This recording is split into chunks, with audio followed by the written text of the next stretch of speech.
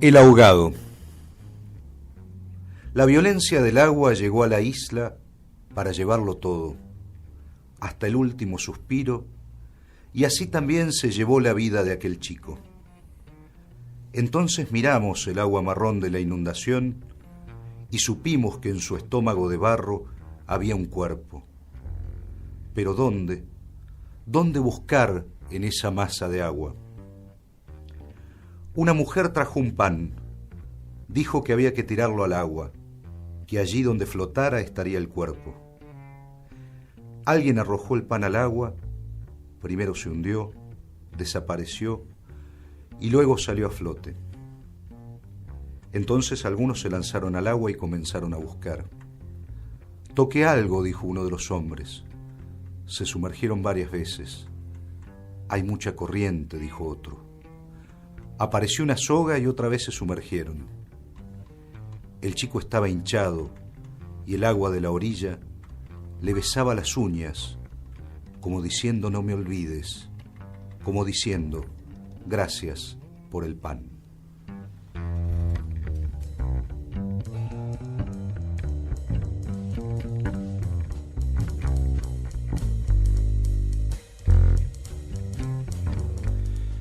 Acaban de escuchar al invitado de este episodio número 18 de Restos Diurnos, aquí en www.radiolif.com. Leandro Calle, gracias por venir. Muchas gracias, Juan Manuel, y gracias acá al que hace el sonido, que lo tengo acá atrás. Este poema corresponde al último libro. Es el último libro que se llama El hijo de elegir, aunque tiene su... O mejor dicho, porque no creo que sea el último, el más reciente. Puedo morirme mañana. Claro. O matarme a causa del libro también, ese puede pasar, a veces suele suceder. Este es el último el último, digamos, vendrán, espero que vengan otros. Sí, acaba de salir, acaba de salir. Hace 2 semanas, creo, 1 semana. De la ciudad de Bocchini, de los hermanos de Zárate, Espósito. Sí. De los hermanos Espósito, sí.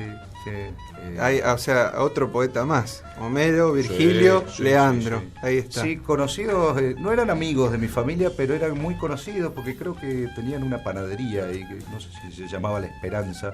Así que ahí se conocían. Yo igual no viví mucho tiempo en Zárate, viví solamente cuando era muy chiquito, 1 año. Y no viví más, y de hecho no he vuelto casi. No volviste más. Después de muerta mi abuela no volví más. No volviste más. Pero podré volver alguna vez. Alguna vez, sí, esto es así, es imprevisto todo. Es imprevisto, así es. Has estado en muchos lugares, ¿no? Has vivido en algunas provincias. Sí, mi padre trabajaba en una empresa de construcción, en la parte administrativa, entonces lo iban cambiando, así que nunca viví muy fijo, salvo este último tiempo en Córdoba, que ya hace 16 años estoy. Pero después sí viví en Venezuela en el año 77, estuve en Ecuador 3 años también viviendo, en Francia 2 años, en el Chaco, en Salta, un poco de todo. Qué interesante. Jujuy. Venezuela, Francia, sí, el Chaco, Salta. Qué bárbaro. Ecuador, Guayaquil. Eso está presente en la poesía, supongo tuya. Sí, está presente. De alguna manera. No tanto a nivel de paisaje, sino algo más. Las costumbres, tal vez, alguna persona. No, el desarraigo. Ese es como un hilo conductor que está un poco. No lo tengo acá ahora el poema y yo no soy de los que no me acuerdo mis poemas de memoria. Pero el desarraigo, es decir, esto de no tener un lugar. Viste que cuando generalmente en la poesía. Y el folclore, por ejemplo, se vuelve al pueblito de mi querer, y que yo tengo que volver como a 14 casas de mi infancia, entonces no vuelvo a ninguna, digamos. Entonces hay un cierto desarraigo que se expresa, digamos, en ese, como no tener raíces, ¿no? Entonces uno echa raíces en otras cosas, ¿no? En la poesía, en los afectos, en ciertas creencias. El mate es algo que me acompaña siempre.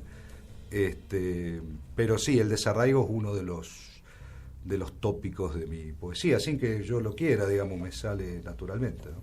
La pérdida, si querés, la pérdida del lugar, ¿no? o la ausencia de un lugar. ¿Te acordás en qué lugar empezaste a escribir? Sí. Yo vivía... leí, digamos, desde chico poesía porque mi madre tiene aún hoy una que yo le voy choreando algunos libros todavía, una gran colección de libros de Neruda, así que yo empecé como muchos poetas. Con los clásicos.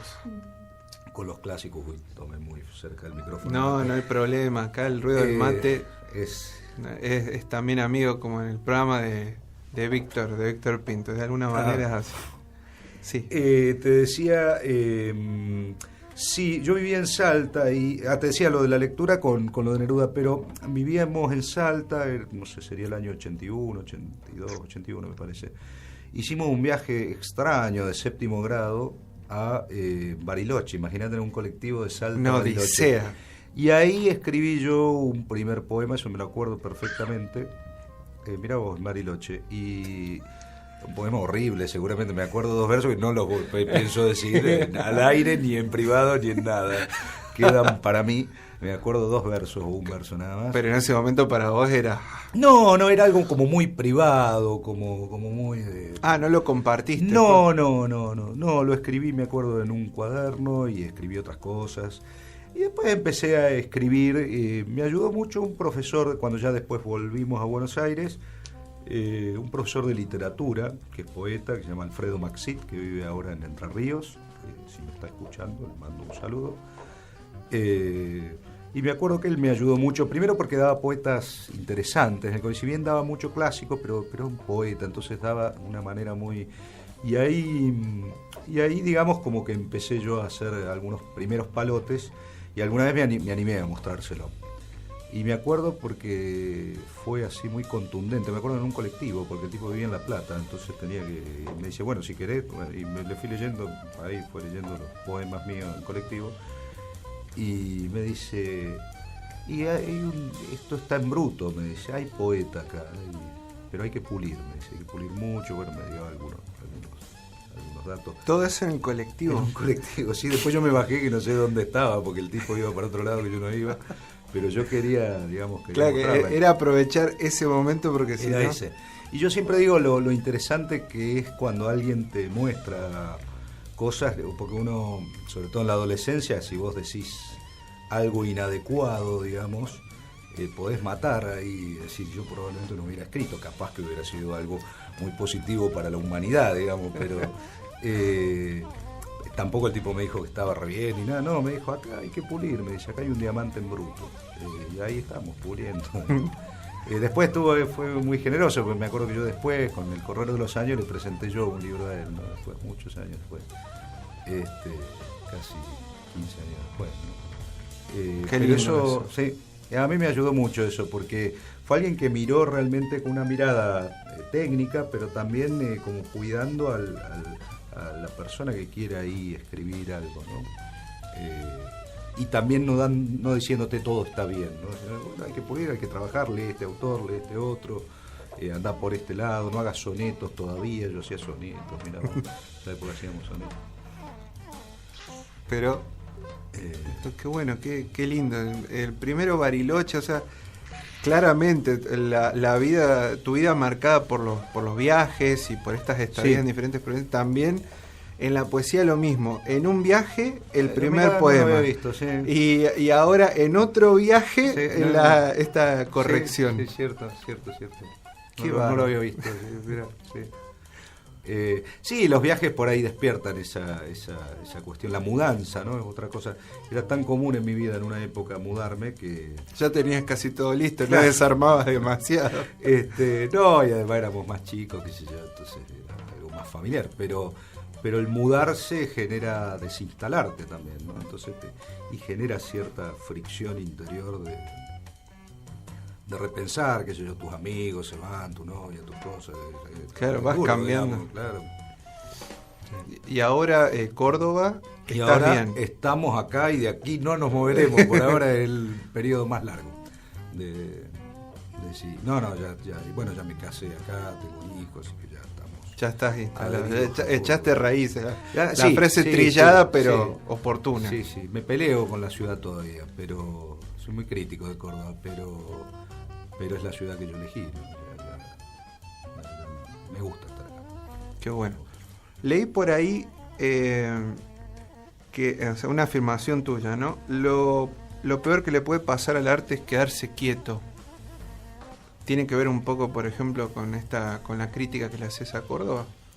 ¿O en general? No sé qué habré dicho, pero en general yo creo que creo que el arte es dinámico, es decir, tiende a estar siempre en crecimiento, a lo cual no quiere decir que no tenga cimientos, una estructura sólida en la base, pero creo que yo lo digo en algún momento o por ahí parecido con respecto a la tradición, ¿no? Que cuando la tradición no es fecunda, digamos, es como un paquete que te cae, un estorbo, es decir, que hay que llevar. Entonces, lo tradicional se vuelve una cosa como una carga y no como una creación, una posibilidad. Creo que la gran posibilidad es romper a veces la tradición para generar otras cosas, pero no romper por romper, sino, digamos, asumir y romper, pero para crecer, ¿no? Es decir, el crecer duele, crecer es romper también. Entonces,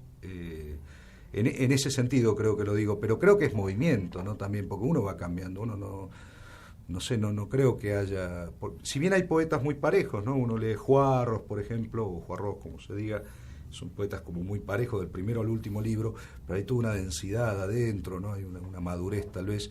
Hay otros poetas que tienen voces que van cambiando todo el tiempo. Pero creo que sí, que el arte es algo dinámico, ¿no? Todo arte, me parece que... Si no se fosiliza y a veces, bueno, tiende a la repetición, a veces... o a instalarse, ¿no? Y el arte nos desinstala. Lo que jode del arte es que te desinstala.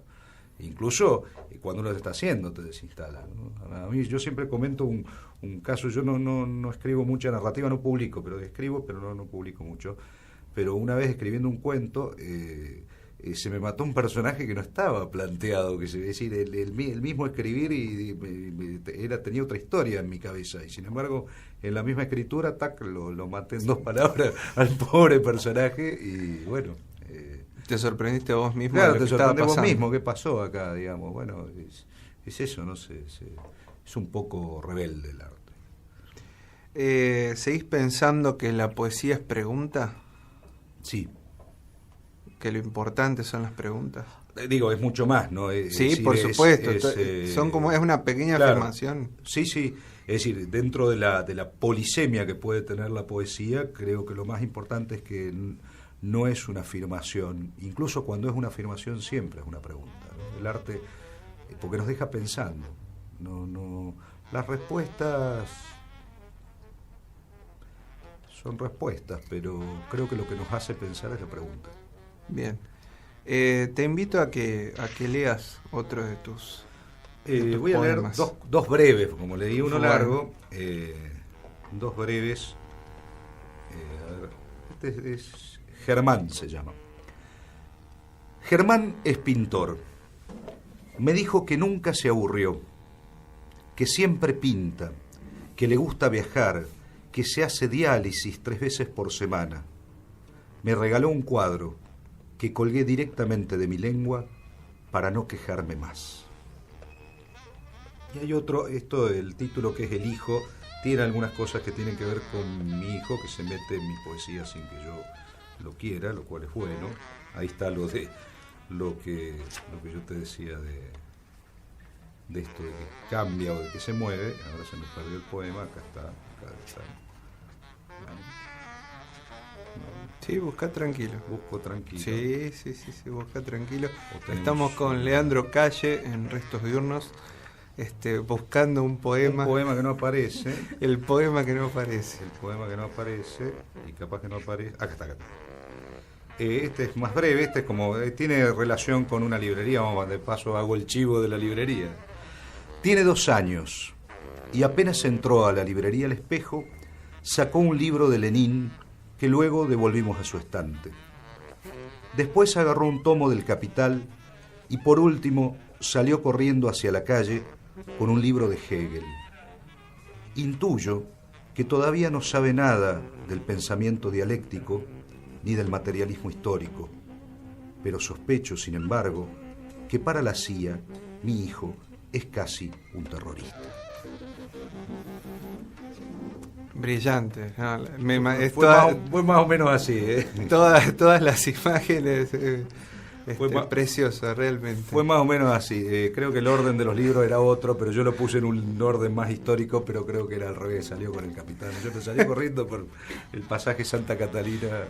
De alguna manera, sin querer, estaba tu viejo presente, con en su militancia, de alguna manera. Sí, mi viejo era PC, digamos, justo hasta que yo nací, hasta el 69, 70, después ya no militó, digamos, de manera activa. Ahí nos fuimos a vivir a Chaco, no, a Jujuy. Pero sí. Ya no lo vio mi padre este poema, le hubiera gustado seguramente. Así que sí está lo del PC detrás, ¿no? Digo, está ahí un poquito en la sangre de alguna manera. Más, justo con un libro. Con un libro. No con otra cosa, con un libro. Sí. Bueno, quería ir a la parte más de la inspiración literaria y demás, porque otro de los, se me viene antes de ir ahí, había leído también que antes eras como un poquito más obsesivo en los métodos de trabajo, de creación, y después, por ejemplo, con la llegada de tu hijo se fue rompiendo, que es en parte de lo que venías hablando, y dejás que eso suceda. Tal vez en otro momento con otras cosas no lo hubieses dejado, pero con tu hijo sí. ¿Puede ser? Sí. En el proceso de creación me refiero, que por ahí está escribiendo. Antes era como más, no sé si más metódico, escribía más de noche, y entonces por ahí había más silencio y de repente ahora cuando me hacen generalmente la pregunta, ¿cuándo escribís? ¿Cómo escribís? ¿Cuándo puedo? La verdad es esa, cuando puedo. Y bueno, sí, uno tiene algunos, qué sé yo, vas anotando alguna cosita, vas, qué sé yo, teniendo algunos recursos para no olvidar, viste que a mí me pasa que como a todo el mundo, qué sé yo, que a la noche decís, uy, este verso que yo, al otro día, chao, si te se perdió ese verso. Entonces por ahí uno anota, pero sí es como que la realidad empezó a jugar de otra manera y entonces, bueno, uno va escribiendo medio sobre el pucho, digamos, ¿no? Hay cosas que uno las deja de cantar, por ejemplo, este es un libro, este libro, El Hijo, me costó mucho publicarlo porque son como, es la primera vez que yo hago en un libro como unas palabras preliminares, ¿no? Viste que Borges hacía en todos sus libros palabras, yo obviamente no soy Borges, pero lo puse simplemente para explicar que son como poemas que vienen de varios lados. Otros libros míos han tenido como una unidad de digamos, que cada poema se puede leer por separado, pero también se puede leer como un solo poema todo el libro, ¿no? En cambio este es como que eran poemas que me habían quedado sueltos, que me gustaban, que siempre leía, y entonces como que los fui juntando ahí. Bocanera en la contratapa pone algo muy lindo que dice que no es esto que yo estoy diciendo, sino que los poemas se han ido juntando solos, ¿no? Que está bueno, está lindo. Y me costó un poco, porque estaba como muy inseguro, porque no le veía, viste, por ahí no eran como poemas que quedaban, incluso hay poemas muy viejos, hay poemas de 2002 y después otros que son más nuevos. Ahora la pregunta, la que iba a hacer y fue y volvió, ahora que lo nombraste, Borges es alguien que siempre volvés, ¿no? Sí. Que te gusta sí. el lenguaje exacto, ahí así por lo menos lo tenías, estaba descrito en tus palabras. Sí, Borges, yo creo que es el gran escritor. Hay muchos escritores argentinos y muchos muy buenos, pero creo que Borges es realmente incluso a mí me gusta mucho como poeta. Sí, que por ahí hay mucha gente que no le gusta tanto la faceta del poeta, exacto, en general. Exacto, a mí como poeta me parece excelente, sobre todo a partir del Hacedor, ¿no? De 1960. Después uno puede criticar de Borges lo que decía aquello de Cortázar, su ceguera política y demás, esos ya son otros temas. Sí, como Lugones, que también está presente. Claro, es el mismo caso de Lugones, pero creo que es el gran escritor del siglo XX. De todas maneras, yo en esto de la colección marroquí que hablábamos antes, en una introducción que hago a Roberto Art, yo siempre digo, ¿no?, ¿qué hubiera sido si Roberto Art hubiera vivido, lo pongo ahí en la introducción, la misma cantidad de años que vivió Borges, ¿no? Porque Art muere a los 40 años. A los 40 años, en 1942, creo, ¿no? Borges en el 42, que tenía 43 años, creo que recién escribía ficciones. Es el gran Borges, digamos, el que conocemos. Claro. Si se hubiera muerto ahí Borges, quizás, o sea, también hay hay casos en que, como Art, como Rodolfo Walsh, que vos le agregas 40 años más de vida y yo creo que hubieran sido escritores que quizá de otra talla, exactamente. Claro, es decir, que ya son escritores, porque Walsh y Art, vos ves que son escritores que tienen una producción bastante invisibilizada por motivos políticos y demás. Pero bueno, Borges realmente es que si el estudio, que el elitismo y toda esa cuestión, sí. Pero es el gran, yo creo, el gran escritor del siglo XX, sí, sin lugar a dudas. Después uno puede criticar un montón de cosas, pero a mí yo siempre vuelvo, es un escritor que siempre vuelvo. Es más, anoche me desvelé y estaba leyendo. Ahí estaba Jorge Luis. Tenía cerquita entonces unos textos recobrados rarísimos, de revistas, de prólogos. Eso. Bien. Esto que habíamos hablado justo fuera de aire de esta colección marroquí, si me podrías así como un poquito resumir, ¿por qué decidiste traerlos a esta colección de esta gente del Medio Oriente, que por ahí acá en otra de otra manera no llegan? Ahora, mira, yo empecé con un poeta que hice un viaje a Marruecos, hice dos, pero el primero compré unos libros y me acuerdo que leí un poema y me enamoré del poema y no lo conocía. Yo estaba en árabe y en francés, ¿no? Obviamente lo leí en francés, pero árabe no leí. Y bueno, me contacté con esa persona y lo publicamos. Él es Abdelatif Labi, es un gran poeta marroquí del norte de África y que ahora acaba de ganar un premio en México. Y le propuse a Juan Maldonado hacer una colección no solo de poesía, de temas marroquíes, que ya llevamos 10 libros, ¿no? Y la idea tiene también una connotación política. Además, Abdelatif Labi fue un perseguido político, estuvo preso 8 años, igual que el segundo libro que publicamos de Abdelkader Chaoui, también estuvo preso durante la dictadura de Hassan. Uh-huh. Pero más allá de los condicionamientos políticos en Marruecos, tiene un sentido político de este modo. Es decir, es hacer visible aquello que Europa no nos hace visibles a nosotros. Es decir, es muy frecuente encontrar traducciones de Baudelaire, de René Char, y Bonfoy, que es un excelente poeta que acaba de morir el año pasado. Pero claro, eso es lo que manda, digamos, el centro más neurálgico del poder. En cambio, la francofonía, estamos hablando de los francófonos, ¿no? Uh-huh. La francofonía, es decir, aquellos poetas que vienen del África, de Canadá o de las Antillas, no son tan visibilizados y sigue estando fuertemente atado a un pasado colonial que sigue estando de alguna manera. Entonces yo también elegí, digamos, visibilizar esos autores, ¿no? Ahora, por ejemplo, acá te lo traje, pero sale no en Alción, en otra colección, en otra editorial, un libro de Gabriel Muen Okunji, que es un congolés del Congo Brazzaville, digamos, de la República del Congo. Sí. Que también es premio del África Negra, premio literario del África Negra, una persona interesantísima. Pero bueno, son estas opciones que por ahí el mercado editorial no las toma, simplemente porque, bueno, va tomando los centroeuropeos, ¿no? Entonces, me parece que es una apuesta mía, digamos, me interesa a mí. Creo que hay mucha cultura ahí que lamentablemente no nos llega, ¿no? Bien, Leandro, ya estamos casi en hora, es más un poco pasaditos y la verdad que se torna interesantísimo estas charlas y es como para darle un rato largo y algunos termos más de mate, pero llegamos ya casi al final de Restos de Hornos, así que yo te invito a que elijas el poema que vos quieras para leer. Cierro con este poema que se lo voy a dedicar acá a Garba, que no sé qué me está diciendo detrás de bambalinas. Y es el poema que cierra el libro de... Me está diciendo ahí Garba lo del jueves. Lo del jueves. El jueves tenemos a Mempo Giardinelli en Córdoba, a las 20:30 ¿en dónde? Ahí nos dice Garba. Sí. Buenas.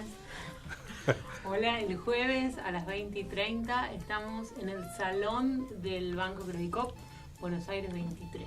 Entrada libre y gratuita, un lujo. Mempo Giardinelli con un foro de cultura y política. Ahí está. Bueno, les leo entonces esto y que es el último poema.